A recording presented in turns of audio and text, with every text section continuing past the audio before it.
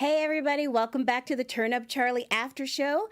Today we're going to be talking about Charlie getting a chance with Sara in the studio. David gets a movie deal, and could Charlie be taking David's place in the home? I don't know. Let's talk about it when we come back. You're tuned in to AfterBuzz TV, the ESPN of TV talk. Now, let the buzz begin. Hey AfterBuzzers, welcome back. It's so good to see you. I am Nikki Bailey. I'm filling in for your regular host today. We are talking about episodes 5 and 6 of Turn Up Charlie, streaming on Netflix. Guys, I'm loving the show. So I'm going to just jump right in and tell you, okay, here's my overall impression of these two episodes, of episode 5 at least. Let's start there. First of all, love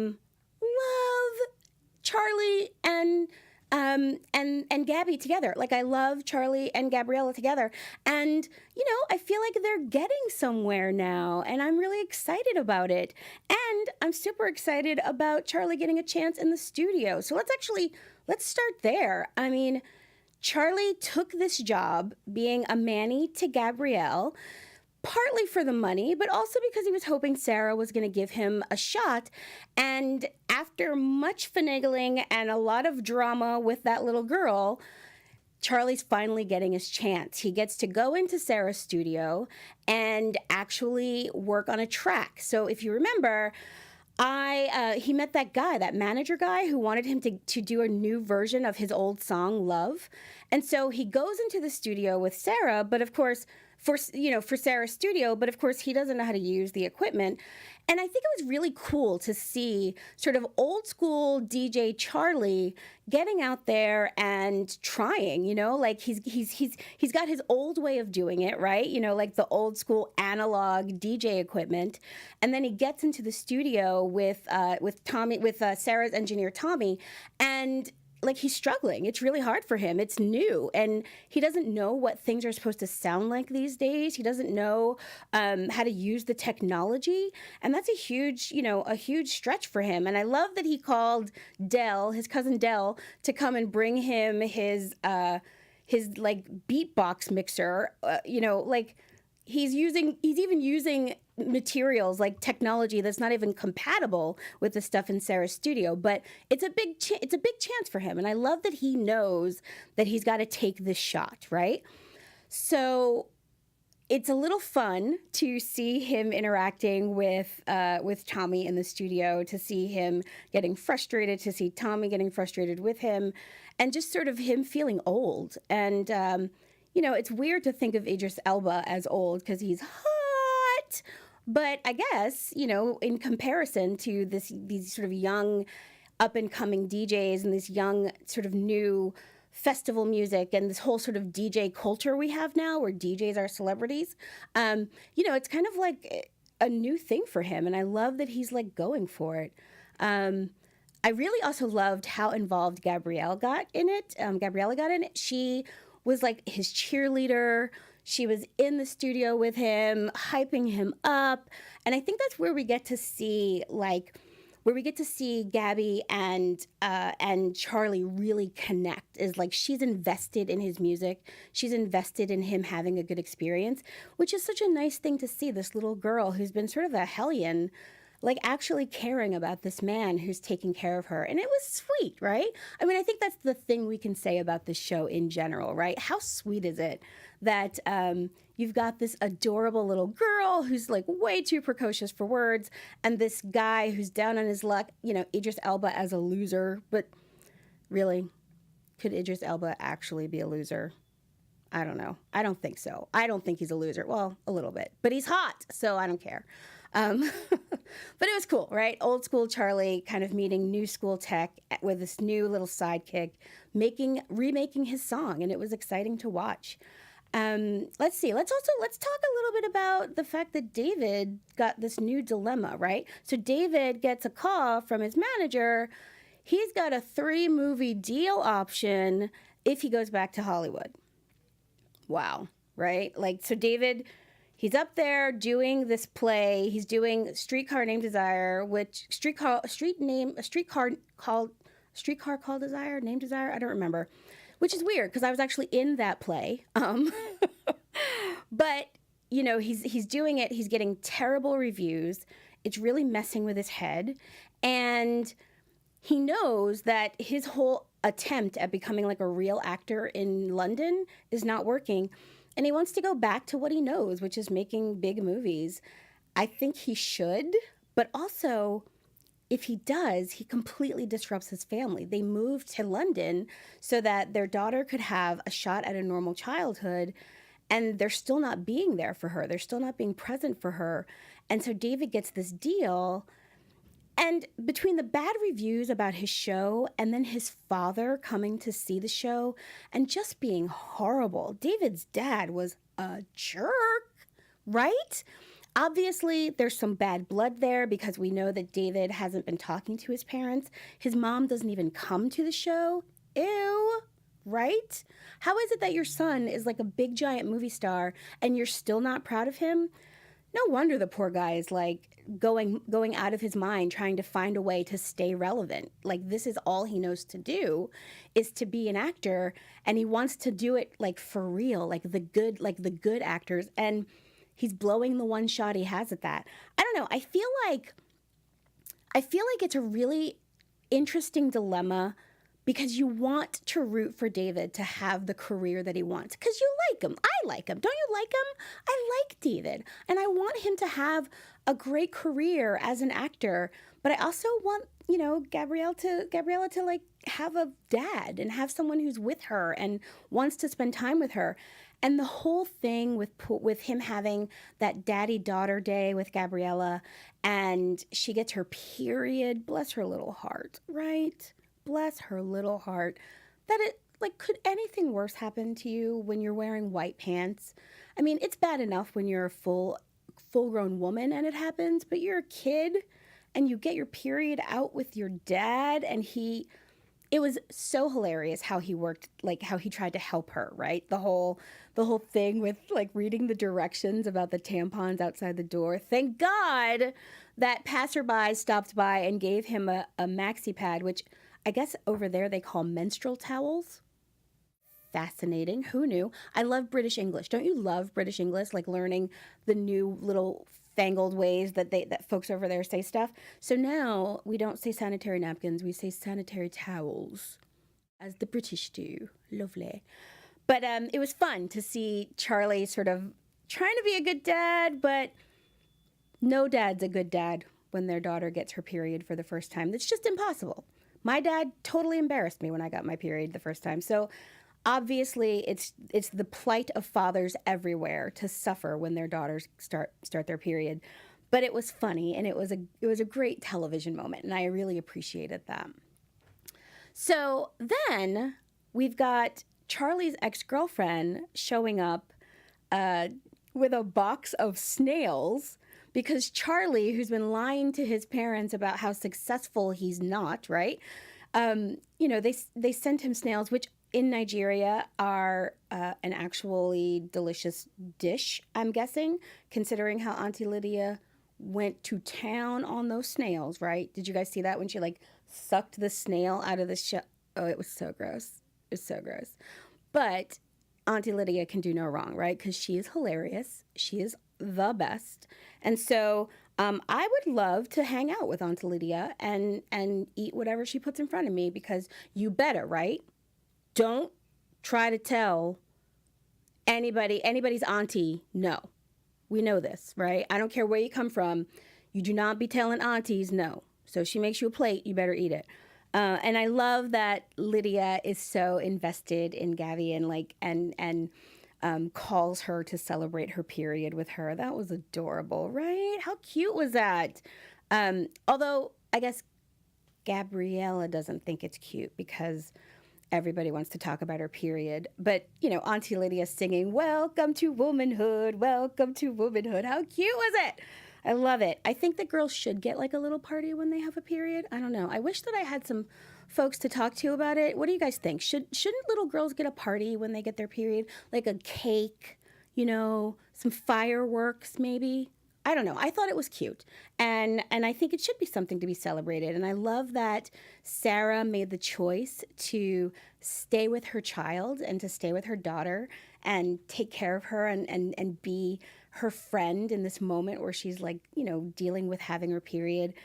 And I think that's like the beginning of a turning point for Sara. Don't you think that she realized that she missed this really important day for her daughter, and she knew that she didn't want to miss anything else. So she says no to the job in Ibiza that Astrid got her. And I love that she made that choice, and it made me feel like, this is what we've been waiting for in this show, for her parents, for this child's parents to finally see that they're missing her childhood and that they're missing an opportunity to be there for her in a way that she really needs them to. So I loved that moment. And it also, it was just a sweet mommy-daughter moment that we don't always get to see those sweet moments on television. And especially, when you have a parent in this show who's a DJ and out and doing other things, it's really cute, really sweet, I think, to see that moment. And I hope that, we'll talk predictions later, but I hope that that's the beginning of sort of repairing the damage that they've done to Gabrielle by being so, unavailable to her because of their careers. So let's actually let's move on a little bit. Oh, I also wanted to make sure that we mentioned, did you guys notice Idris in that orange shirt? Is that not his color or what? I know he's an actor. We're not supposed to just sit here and talk about what he looks like. He's a great actor, and he's great in this show. But clock the orange shirt. That's all I'm saying. Clock it. If you did not pay attention while you were watching it, rewind, press pause, spend a moment contemplating Idris in that orange shirt. That's all I'm saying, okay? That's all I'm saying. Listen, before we move on, I just want to say to you guys, we so love the work that we get to do here at AfterBuzz. We are the ESPN of television, and we love that you watching and coming and hanging out with us all the time is what allows us to do it. And so if you want to continue to help support AfterBuzz, there are a couple really easy things you can do. Number one, if you're on YouTube right now, go ahead and subscribe to this show. We want to make sure that you are not missing anything. Subscribe to AfterBuzz TV. Make sure that you're checking out our other programs. Leave a comment, okay? Do whatever you can to sort of just show everybody that you're a fan and you want the world to know. So share, tell everybody about it. If you're listening to us on iTunes, give us a 5-star rating, write some comments. We're going to read the comments, and we'll actually maybe even shout you out here on the AfterBuzz show, on the after show. So go ahead and leave a message. Let us know that you love the show and love what we're doing here. It helps us so much to know that you're interested, that you're participating, and that you're a part of AfterBuzz TV right along with us, okay? So definitely do that for me, please, guys. Yay, can't wait to read your comments. Okay, so let's move on to episode 6. Episode 6, we have Astrid and Charlie and Sara and Gabriella going to the Latitude Festival, and they bring Gabby's new friend Hunter. I'm guessing the Latitude Festival is like London Coachella. I don't know. I'm not a festival person, but it looked very Coachella-esque, maybe a little tad bit of Burning Man in it. But you had the people who are dressed up, and there's music, and there's drugs, and there's camping, and it looked like it would be fun if you're somebody who likes to be outside and do things like that. Not me. Thank you. But anyway, it looked like a lot of fun, and we notice right away that David's not there, right? So David's off in Hollywood talking about this potential movie deal, and he leaves an opening for Charlie to sort of take his place. And we see in this episode that, maybe Gabriella likes Charlie a little bit more than she should. Maybe she's like excited or more interested in being with him. And then we see Charlie and Sara getting a little cute with each other, right? We see them having this little flirtatious, fun moment when he's wrapping her ankle. I don't know. Were you feeling that chemistry? I was feeling that chemistry. And you know who else was? Astrid. She saw it, and she was not here for it, okay? Now, Astrid was trying to play it cool with Charlie, like, oh no, we're just fooling around. There's no strings attached. He has a really big member, right? She's trying to play it cool, but I don't know. I think she was jealous. Do you guys think Astrid was jealous? I think she was. And I don't know, maybe she has a right to be. I mean, I think Sara is losing sight of, what she should be working on. She's there to work on her relationship with her daughter, but they're in London. Their family is in London to work on their family. And so David's gone, and she's kind of letting Charlie fill the space for him. And that's not good. I don't know. I'm not going to tell you my predictions just yet. We're going to get to that. But I feel like there's a problem there, right? And here's the thing. I'm rooting for Astrid and Charlie. Like, I like them together. I think Astrid is hilarious. She's beautiful. She's brilliant. She is a music manager, so she could possibly even do something for Charlie's career. And they obviously like each other. So I'm shipping them. I'm shipping Astrid and Charlie. You guys, you in? Leave a comment. Let me know. I'd love to know what you think. Are you shipping Astrid and Charlie? Totes I am, because they're hot. And also, it would be really, really, really bad if Charlie allowed himself to get too taken into this family, right? And I really think that he recognized that because, when he was putting Gabrielle to sleep and she said, she wanted Charlie to read her bedtime story. I think he realized it in that moment that like maybe he was overstepping and maybe taking the place of his best friend, which, I think he's a good guy. I think he would never do that. And he said that. He said he would never cross that line. Remember the drunk manager who came up to him and was like, I can get you a show in Ibiza. Come talk to me. And then, the fact that Sara played Charlie's song from the DJ booth, like that was a really great moment for Charlie. But I don't know, was Sara sending a signal of some kind? Was she saying, I'm checking for you, Charlie? Was she checking for him? I don't know. Was she like, Charlie, holler at me, holler. No, I hope not. I hope not. I hope that she's just a little confused. Her husband's unavailable right now, emotionally and physically unavailable. And Charlie stepped up, and I hope that she's just a little confused. But this time that they spent together, the two of them spent together, chasing after and looking for Hunter and Gabby. Oh, wait, did I not talk about Hunter? Somebody need to come get this little boy, okay? Because he is not a good influence on that little girl. And, I mean, she's probably not a good influence on him either. Because let's face it, she's kind of a terror. But she's cute, and she can get away with it because she's cute. I don't know. I think so. Anyway, but they looked like they were having a blast. How is it possible that any adult would give them press passes? I don't know, but that was a little hard to believe, that they could manipulate themselves into a situation where they would be able to get press passes. And then it was a super cute, wonderful moment when Gabby got on the phone and pretended that she was hearing about a special appearance by Beyonce in the faraway forest, right? To get them all out so that they could steal the alcohol. But then they drank the alcohol. See, that is why parents need to be very involved in their kids' lives. You can't just let kids run around a festival by themselves acting a fool, because then they end up drinking booze in a field. You cannot have kids drinking booze in a field, people. And then Hunter, I mean, talk about precocious. Hunter just sees some kid that he thinks is cute, and they start to kiss. He just ditches poor little Gabrielle. She's like, what? What happened? My hair gets knocked off. I dropped my phone, and now I lost my friend. Poor thing. Like, I know we believe that she acts like a grown-up. She's precocious, but she's still a little girl, and that was messed up that Hunter ditched her for this dude. And I also love that she called him out on it.